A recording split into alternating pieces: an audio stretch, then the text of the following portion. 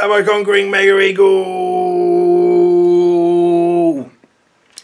How you doing, folks? Alright, we're going to make moonshine today. Well, it won't be today, it'll be over a couple of days, but we'll start it off today. Yeah. What does that involve? I think we got to brew up some, we'll put some yeast and some sugar in a bucket, and that'll hopefully make some sort of, you know, 15 to 20% alcohol mixture, and then we'll put it through a homemade still and have a spirit. I've tried this once before, like when I was 16. You know, me and my mates were having terrible trouble getting hold of booze and that, as you do as a youngster in the UK. So I started brewing my own, and then I tried stilling that. It kind of worked. We all got pissed off it, but we'll have a bit of a better crack at it now, because I've got a nice big workshop. I'm sure we can make a nice still, and well, I've got some actual proper brewing yeast now, isn't it? So let's see what happens. Okay,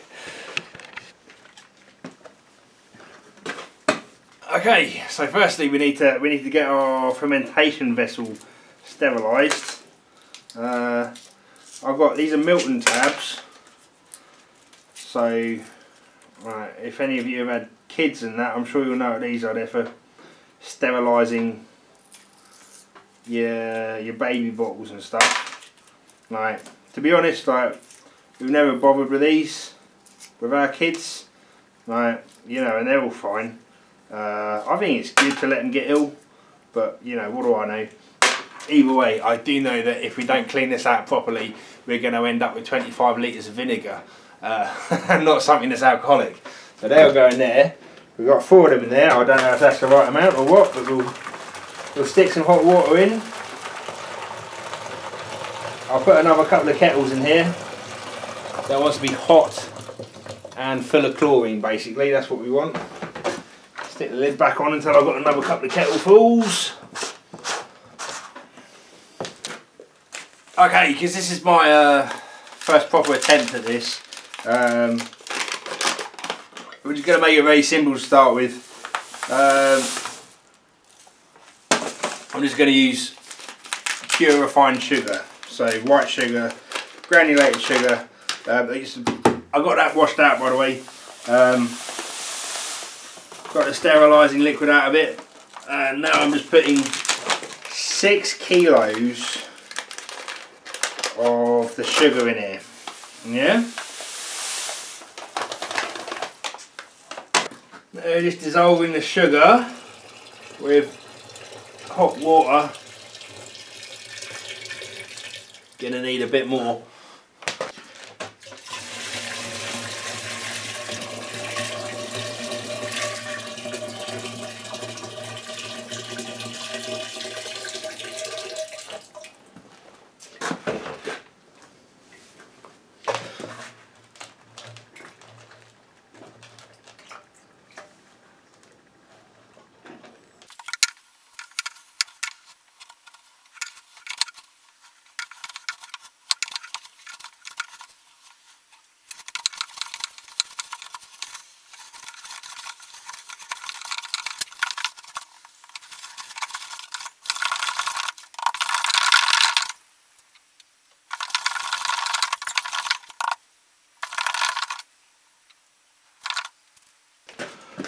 Alright then, folks, so we've got 6 kilo of flour, the other one, sugar, dissolved in our water. Be mixing it up. It's actually, you know, if anyone ever tries this, like, what I did was pile all the sugar in and then pour the water on top of it, and it made some sort of gummy syrup down at the bottom of this container. It was just stupid. I don't know why I did that, because whenever I make a cup of tea, I religiously put the hot liquid in and then put the tea on top, and, like, you know, the sugar on top, and sprinkle it, and that way it's dissolved before it even hits the bottom, you know. And I've been doing that for years, but for whatever reason I didn't do it with this.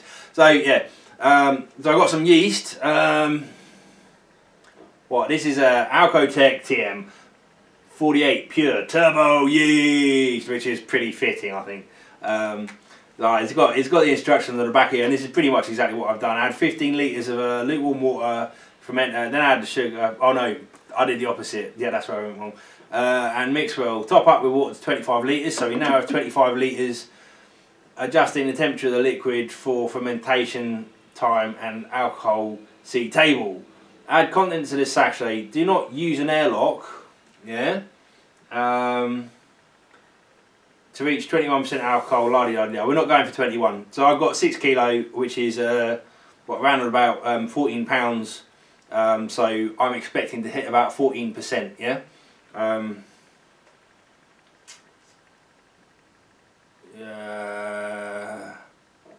Yeah. So I'll just stick this in, and in how long? In 2 days, I should have a bucket full of 14% alcohol. Pretty cool. And no airlock, which is pretty weird. I suppose this is a fast-acting yeast, and there's not going to be time for the beer fly to get in there and turn everything to vinegar. Well, I hope. There's quite a lot of it. I've got to keep it at temperature.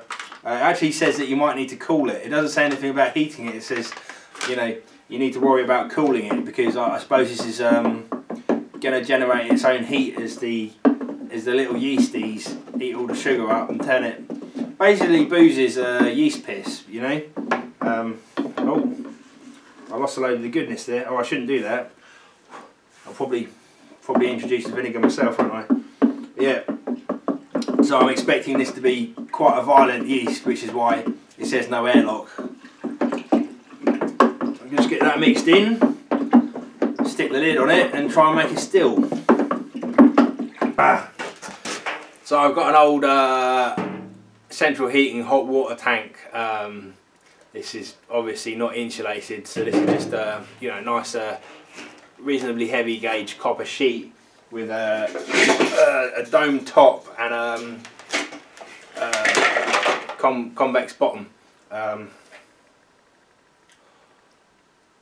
This is what I'd like to make the still out of. I've got a bunch of copper pipe and that I can use as well. But we'll start off with the sort of the heating chamber of the still. There's some interesting fittings on here which are good. Like, I need somewhere to fill it, so I can use this. This is the plug that you'd take out, and you'd put an immersion heater in if you wanted to heat your water electrically. But I can use that as a sort of fill port. I don't think I've even got a spanner for these. I should do, really. I don't have electric heating in my house, so I've never had to touch the plug in my water heater. I'm all wood fire heated. So what? I think I can use that here. I'll probably cut that out and put a big pipe on there. I might reduce the diameter, because I don't think I want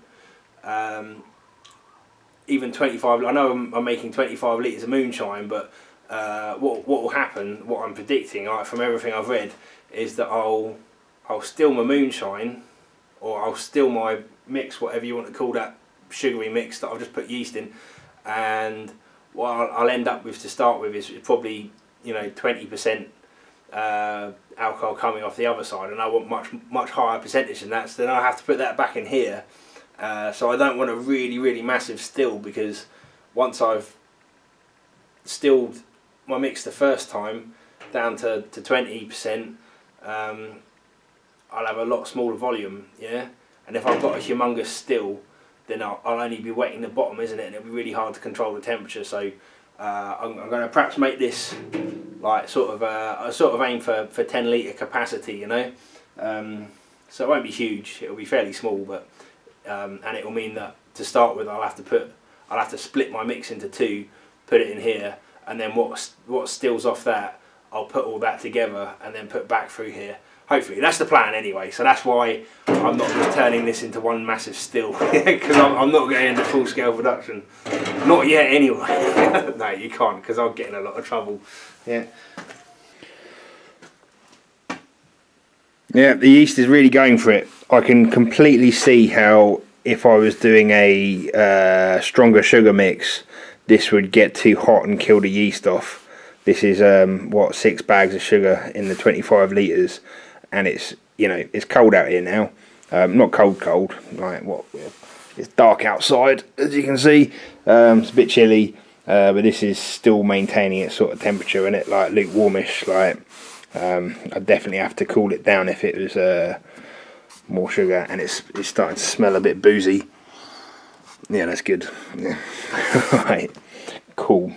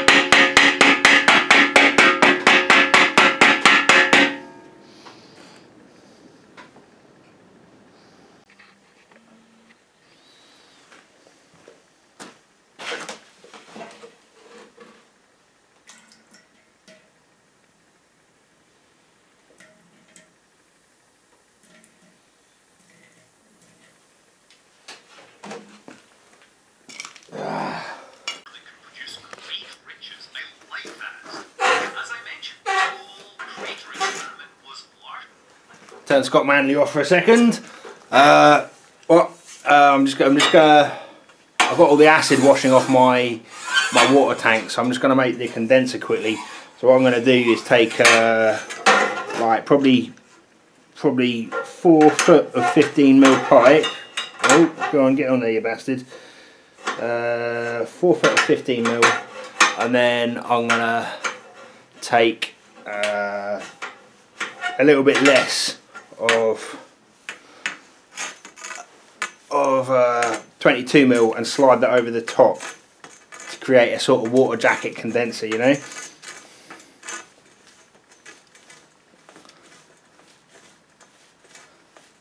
Go on. What? This is meant to be a speedy cutter, but it's not doing. Oh look, there we go. I'm not paying attention, that's why it's not cutting. Either that or the cutter's knackered. Go on. Anytime today. Get off. Just get off then. Look at the mess I've made of that, eh? Huh? Okay. We use the proper cutter, I think. Okay, so I got my 2 lengths of pipe, and the larger diameter pipe is slightly shorter than the smaller diameter pipe, yeah?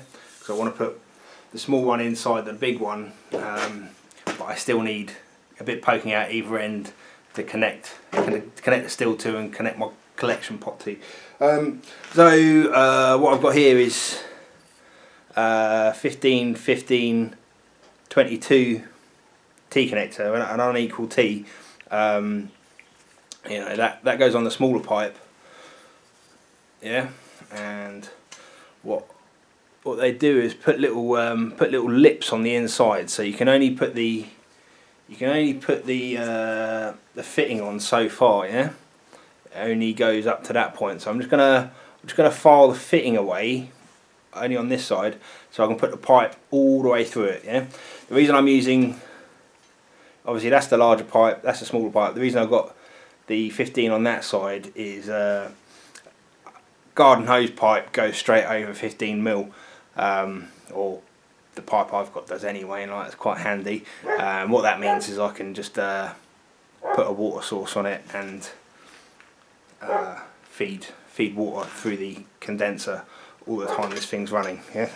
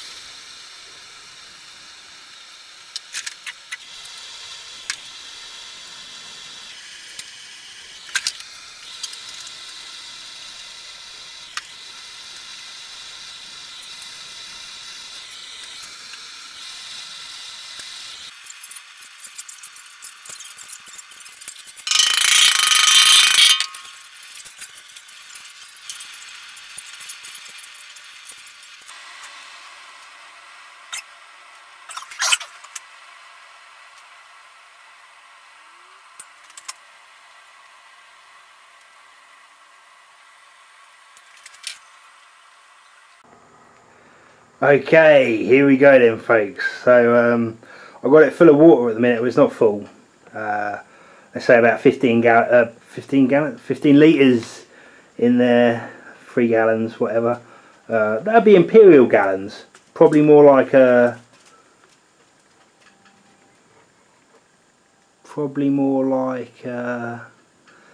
don't know how many US gallons. 15 US gallons. 15 litres. That's about 15 US quarts. So what's that? 3 3/4. It doesn't even matter. Okay. So we just got water in there at the minute. Stove's underneath, warming it up. I've put the bung back in the top, so that should be completely watertight. I have filled this up with water before. Before I soldered the spout on and that, I went outside and just put water in it just to make sure it was watertight. And by some miracle, it was. And put a cap in the top, and you see me put the tea in there, and then we've got the condenser pipe running down there, sat on a bit of cement mixer stand going down to the floor. I'll put something underneath that in a minute. So I haven't got any cooling sorted out. I don't mind that at the minute. Obviously we're not stilling anything. I just want to get some steam going through it to sort of clean it out, clean all the flux out, so I'm not trying to drink flux when I make my moonshine. Yeah, so I'll try and cook off the majority of that 15 litres, and hopefully it'll be clean enough to make some moonshine. Okay, we're about ready to go now, folks.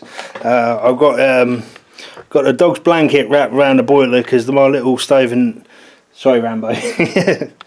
Sorry, you'll get it back. You will get it back. Don't try and take it now, though. Go on, piss off. And because the stove wasn't quite enough to get it going, I did find a couple of little leaks. They seem to appear when I put heat on it. And we've got a 12-volt pump sat in that blue jug, and 30 litres of cold water there. And my missus has turned into like a proper full-on prepper now, isn't it? Well, it's not a prepper, I suppose, because it's already happening, isn't it? This malarkey with the sniffles. She's got a load of Kilner jars floating around, so I'm having one of them to put the distillate in. And I just wanted to try the is it basically sugar beer or sugar wine? I don't know what you even want to call it. It's just sugar with yeast in it. But I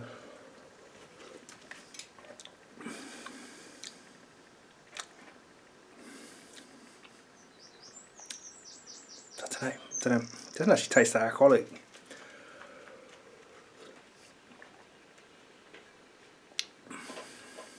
Yeah, no, it does actually taste quite alcoholic. Yeah. Anyway, let's try and cook it off in the still.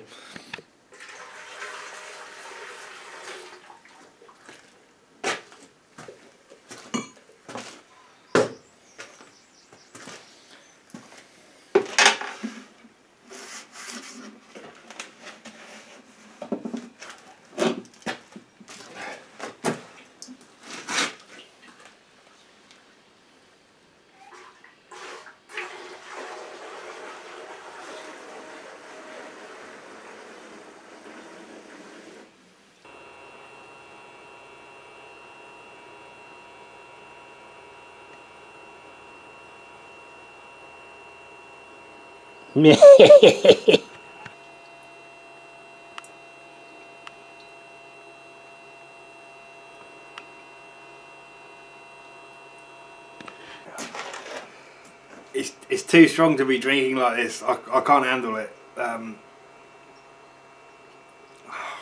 Honestly, I didn't even drink any. I just breathed it in. I can't get a hydrometer to work in this because of the Chinese instructions. You know. Oh God, fuck. I need to demonstrate how potent it is. It's cold now. It comes out the still cold. Cold and really fucking strong. So this is the result of stilling a third of my sugar brew.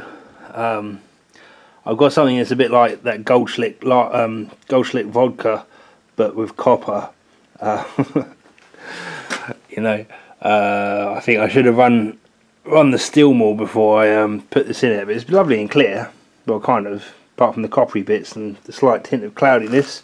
Not quite as clear as vodka, I suppose. Let's try the hydrometer and see what happens.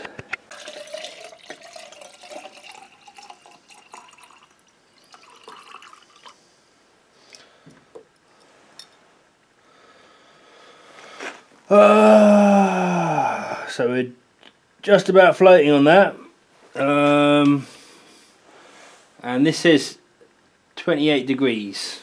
Sorry, it's 28% proof, and the thermometer is reading 12 degrees. So we got a conversion chart in the. Okay, I sussed it. We go to the page with 28 on it because we've got 28 on the hydrometer, and then follow down to 12. So this reckons we've got 31.2 proof moonshine. So what? I think the glass I originally drank out of, that was some of the first that came off it. I think that's called the heads. I don't know. I'm going to try this just in case it tastes different. I got a feeling, I do think this, what came out in the glass was clearer. This does have a lot of copper in it. I don't know if copper's that toxic. I think verdigris quite toxic, but the copper itself I don't think is bad for you. There, you know, it can't be. There'd be lots more warnings on plumbing in that, wouldn't there?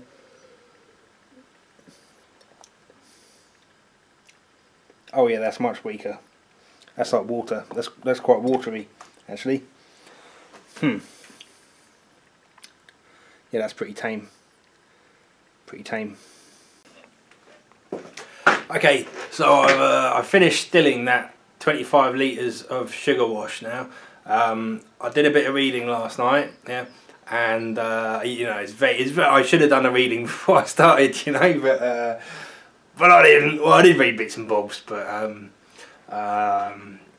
basically, you should never drink what comes off the still first because it's got lots of crap in it, like acetone and you know, nasty bits that you're meant to lob out. So that's called the heads, yeah, and then the tails. You get the heads, then a good bit in the middle, and then the tails come at the end. Yeah, I know now, having put the rest of it through the still, like where I've got the slightly cloudier, that's the tails. Yeah, and that tastes like pond water. You know, that's not very nice. That's my best bit. You know, that's caught at the. So what I did just now is when I did the rest of that, I got most of it in that jug there, but not the heads. The heads went in that jar, I think. I don't know. I'm losing count now, but either way, that's just the middles. Yeah, that's good, and it tastes much better than all the rest of it. It's not nice, but bloody strong. and drinkable. I reckon if I stuck that in the freezer, it'd come out really nice, you know. So what we saying here? Yeah. So what I'm going to do, rather than just calling it a day with that, we're going to put all this. I'm going to give the still a clean out, and then throw everything back in there. That'll do two things. That'll allow me to separate the heads and the tails, and just keep the middles. Also, it'll, you know, it'll get it a bit stronger as well. So, well, I've got I basically got 3 litres now. I'm expecting to end up with 1 litre of really potent sugary spirit stuff. Okay, so we got 64 on the hydrometer now. Sorry, this is after it's been for a second time. 64 on the hydrometer and 15 on the thermometer. So that means we're down to the 64 and 15, 65.7 proof alcohol.